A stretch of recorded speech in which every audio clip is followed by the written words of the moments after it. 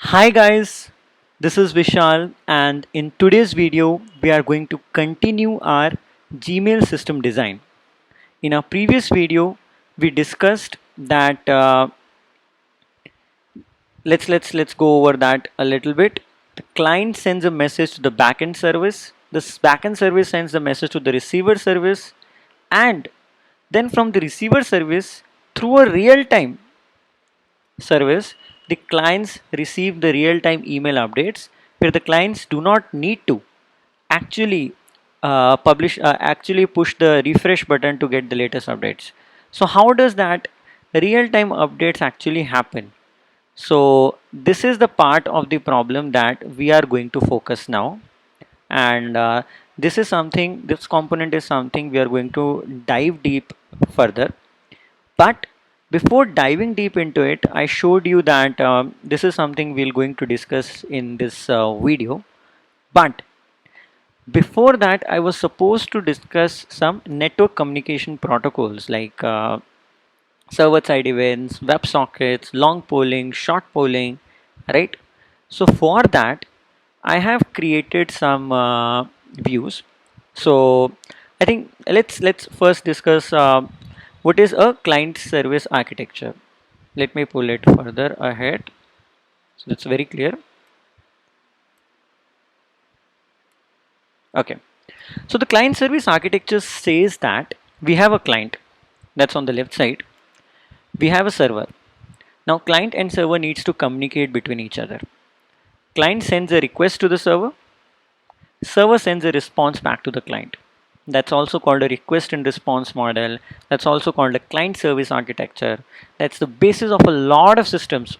I think most of the systems that we build today in this modern world.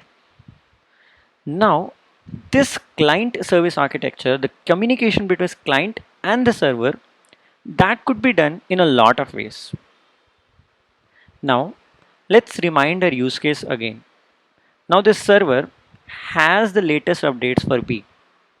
Now B needs to know, like, is there any latest update for me or not?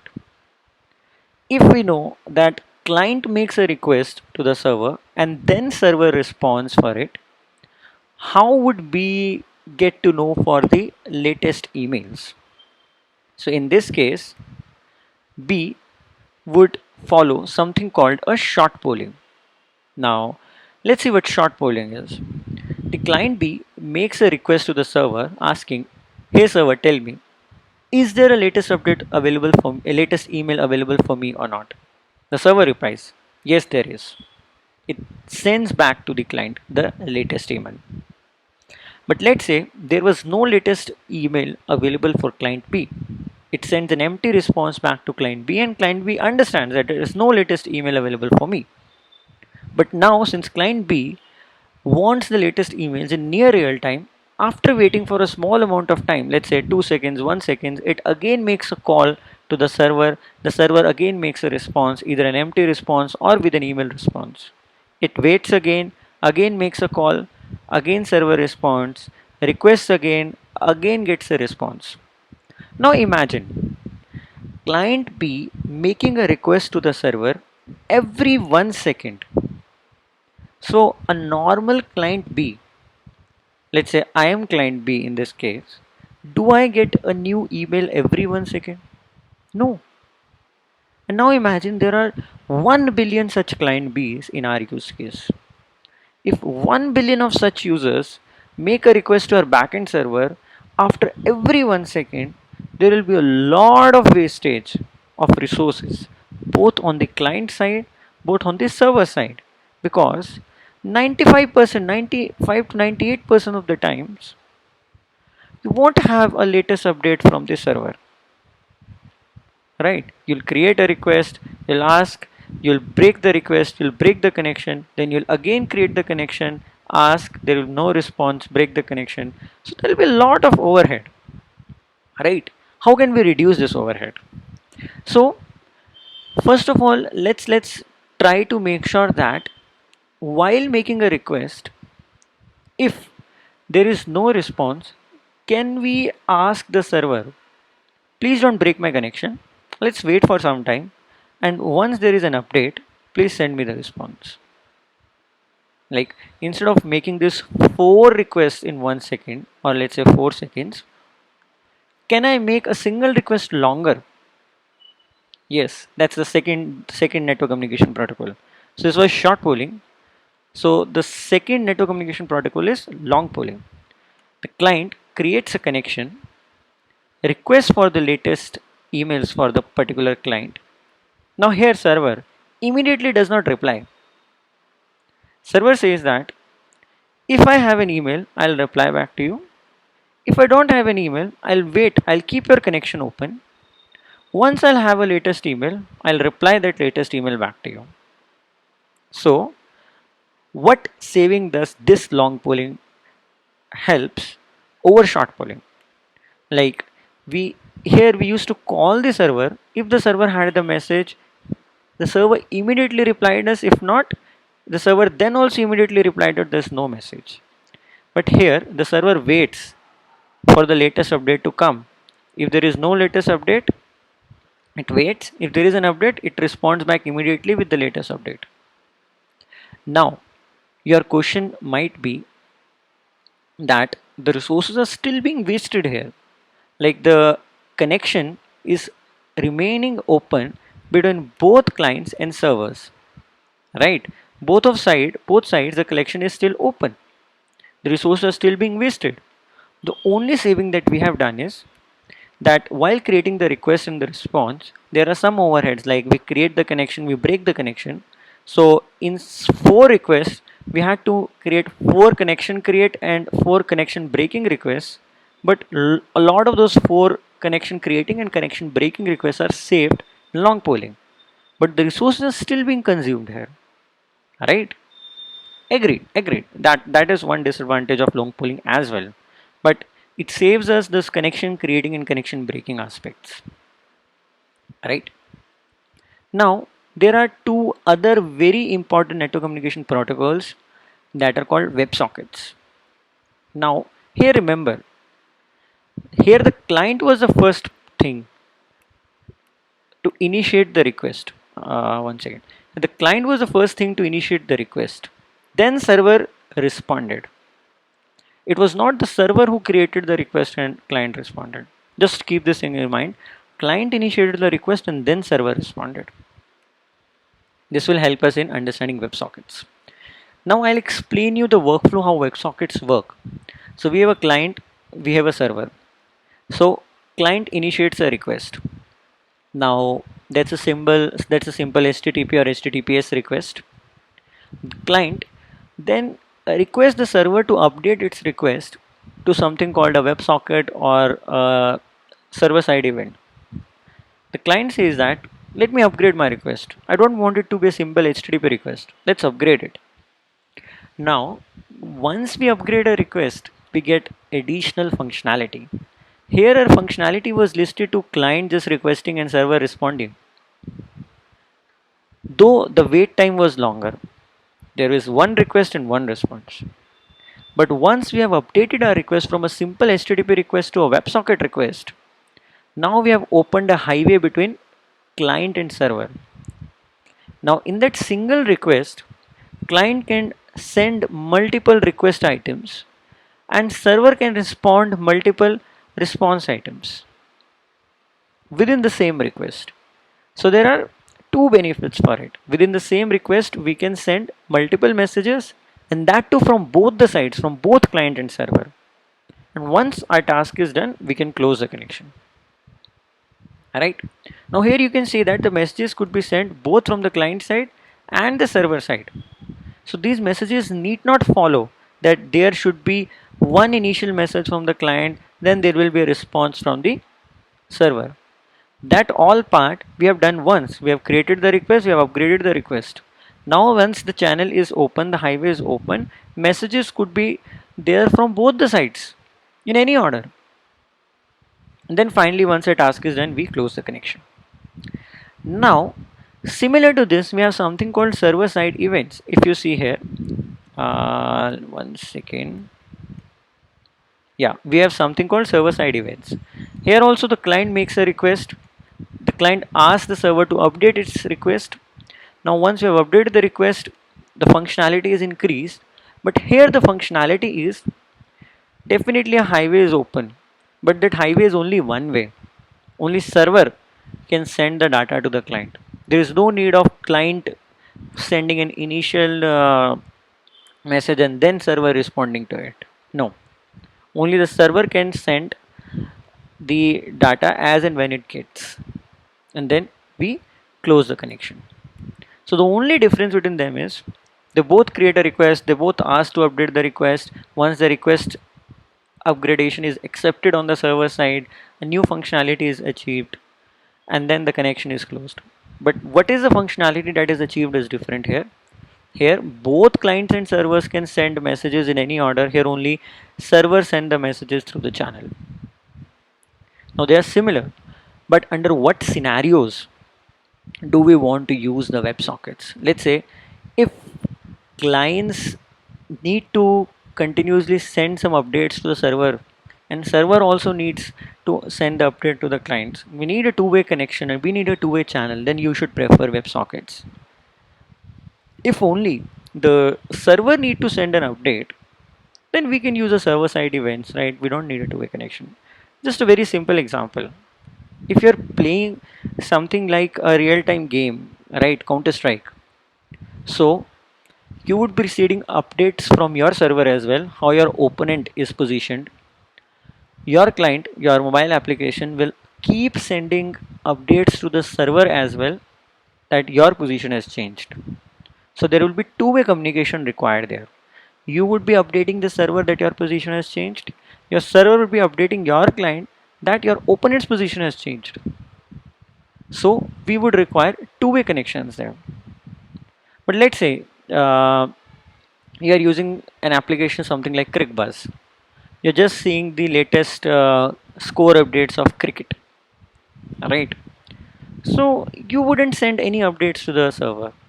It's only the server who is sending you the latest updates for the score, runs, wicket counts, and all other things. We can use something like server side events there, right? Now, the benefit it has over long polling is within the same request we can fit in a lot of messages as long as the request is alive, right?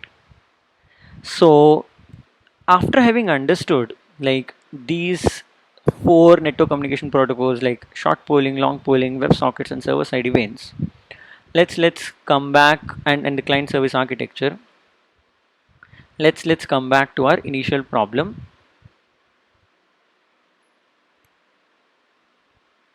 What is our real-time service?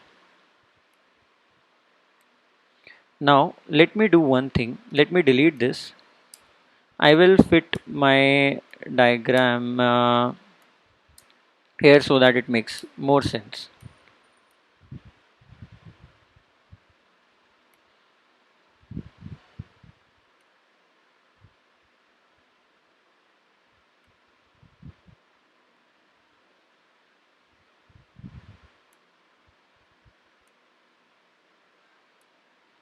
Okay, let me do one more thing to actually fit it.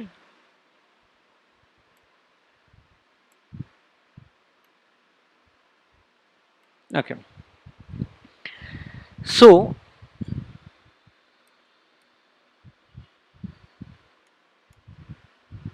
yeah,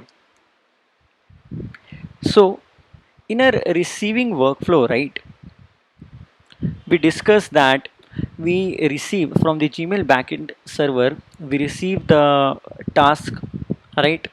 We reduce the attachment size, we validate it, and then we update it to the DB and cache, right?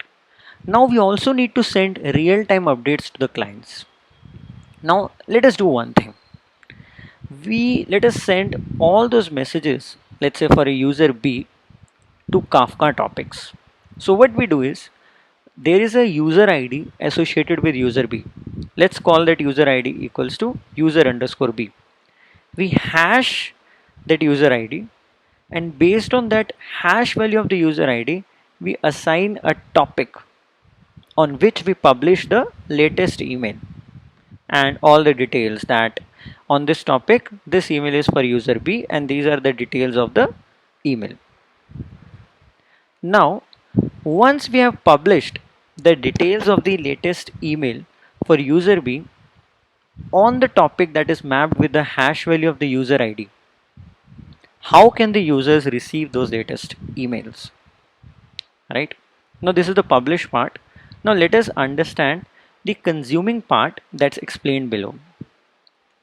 Let's say these are all various clients. Let's say this is client B, this is client C, this is client D, and let's say for the same client B, this is client B's laptop, this is client B's iPhone, this is client B's iPad, this is client B's MacBook. Like, so there could be multiple clients that are actually trying to receive the latest email updates for them, right?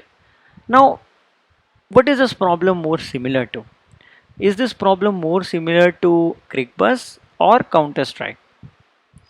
So, as a client here in the receiving workflow, as a client on the receiving workflow side, I only try to listen to the latest update of emails.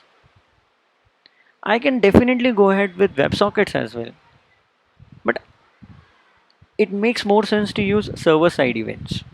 So, all these clients through a load balancer make some connections to the backend server, and those connections would be server side events. So what will happen is these clients via the load balancer makes a connection to some backend server. These clients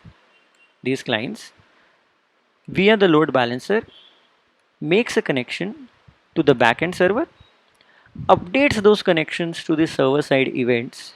Now these servers can send all the latest email updates for this client. Similarly, let's say this particular client via the load balancer makes a connection to this server and makes a request to update that connection to server side event. Now this server can send all the latest email updates for client C. And similarly, some clients will make a connection to this, and this server will send server side events for those clients. Now, how will these servers know about the latest updates with respect to the clients that have been connected with them? So what these servers do is, as I've explained here, they actually maintain some metadata. As and when a new client connects to the server, they maintain a metadata between them. And that metadata looks something like this. So this client C1 corresponds to user underscore 1 or user underscore B. They compute the hash for that user, and what they do is they go ahead and subscribe to the corresponding topic for that user. As and when a new email or a new message is received on that topic, that message is published from the publisher topic to this consumer, and this consumer has that hash mapping and knows that message published on this hash topic corresponds to this user, and this user is user 1, let's say, already connected through server side events with this server, and those latest updates are routed back to the client. So that's where a lot of important concepts are actually involved here. So what two important concepts that are involved? One is the publisher subscriber. We publish a message to Kafka topic. The topic corresponds to the hash of the user ID. Now, when the server receives the connection for the given user ID, on the one side, it has the server side events established. On the other side, it goes ahead and subscribes to the topic correspond to the hash of the user which is now connected with the server, so that it can receive the latest updates from the Kafka topic. So once that subscription has been enabled, any new latest email received on this topic are sent to this server. This server knows that I have received an email from this hash topic, and this hash topic in my mapping corresponds to this user, user underscore B or user underscore 1. And this user underscore one, I have set up a server side event connection, so it can actually route back those messages to user B. So these are some very important topics we have covered here. How does this real-time updates work? Now, this entire logic can be reused at multiple places. It can be reused in, let's say, if you replace WebSockets with, server-side events with WebSockets, you can reuse in Counter-Strike and a lot of those games.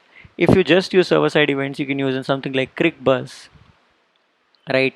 Definitely it will be used in real-time updates. Like if you replace emails with messages, you can use in WhatsApp, right? You just need to replace the user ID hash topic with the chat or the room that is available. So that same applies to WhatsApp, Slack, Messenger, a lot of those messaging platforms. So anywhere where you need real-time updates, this particular system design would be used. So definitely it all fits into the picture when a new client was initially offline, as I explained in my previous video. It first calls the fetch offline update service that for some time sends it all the updates that were there while it was offline, and similarly through the other channel it receives the real-time updates. Both of them happen parallelly for some time. Who handles that? Which messages need to be shown first and which messages need to be shown later? The client handles based on the timestamp. Once the offline updates have all been applied on the client side, it just keeps one connection alive, that is the real-time connection. And how that real-time connection works is this. So if we actually zoom it down a little, so the receiver side is actually looks like this. It's not very complicated, but if we look all of them together, it seems a little bit complicated, but segregating the sections based on the requirements, it's not that tough or that complicated. And this is the sender flow, and this is something which we discussed earlier: the sender service, the receiver service, the real-time component between the receiver and the client connections. So if I say this client, when actually connects with the sender service, this is an HTTP connection, normal HTTP connection, but these are server side event connections. Okay, so I think this clears a lot of our doubts. We have also covered like sending a message from a Gmail client to an Outlook client. So I guess this sums it up all, and that's the end for our Gmail system design. So I think thank you very much. See you in the next videos.